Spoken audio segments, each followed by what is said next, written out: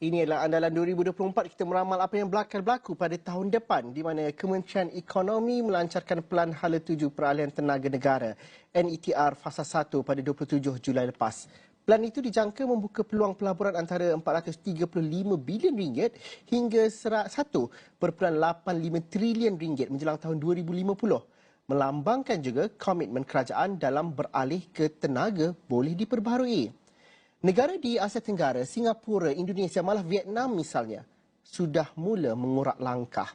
Jika Malaysia terlambat, tidak mustahil negara-negara itu jauh meninggalkan kita. Maka tidak hairanlah, dalam pertemuan dengan beberapa pemimpin ASEAN, Perdana Menteri Datuk Seri Anwar Ibrahim sering membincangkan perihal tenaga boleh diperbaharui. Perbincangan itu bertitik tolak dari fakta bahawa 1/3 daripada penjanaan kuasa global dijana menggunakan tenaga boleh diperbaharui.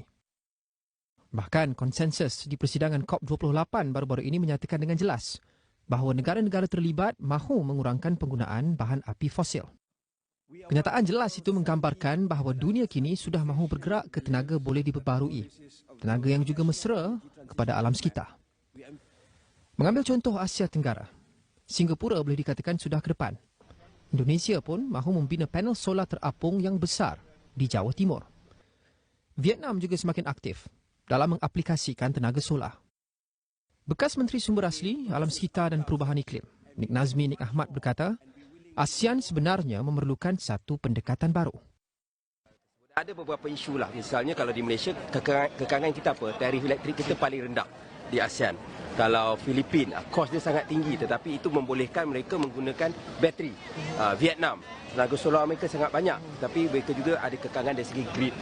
Jadi ini antara perkara yang kita perlu kerjasama antara satu sama lain untuk ada satu pendekatan ASEAN, dan kita ada contoh sebelum ini tentang soal jerebu.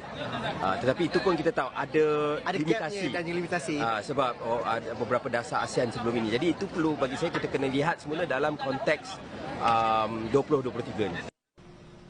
Adakah kita sudah bersedia dan perlukah kita secepat mungkin melaksanakan semua ini?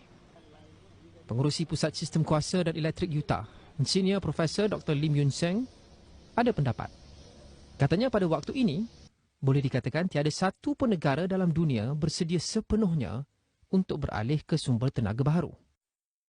We cannot make it fast simply because we have a lot of things to deal with when we decarbonize our system. Like, for example, how do we handle the waste after the end of the solar projects? We have to take care of that.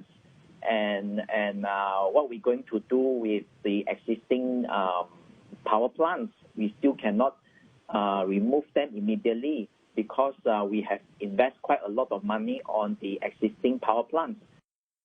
Justru beliau mencadangkan infrastruktur untuk menguruskan sisa dekarbonisasi harus dibina seiring dengan mengaplikasikan tenaga boleh diperbaharui termasuk berkaitan kereta elektrik atau EV.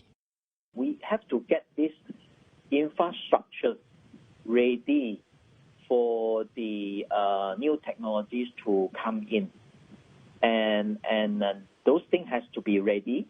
At the same time, we also have to set up the recycle centers to recycle all these old batteries.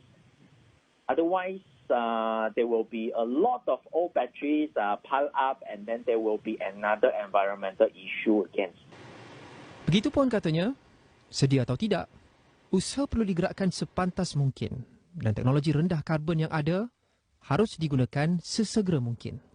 Kesimpulannya, jika Malaysia bergerak terlalu lambat, maka negara akan ketinggalan.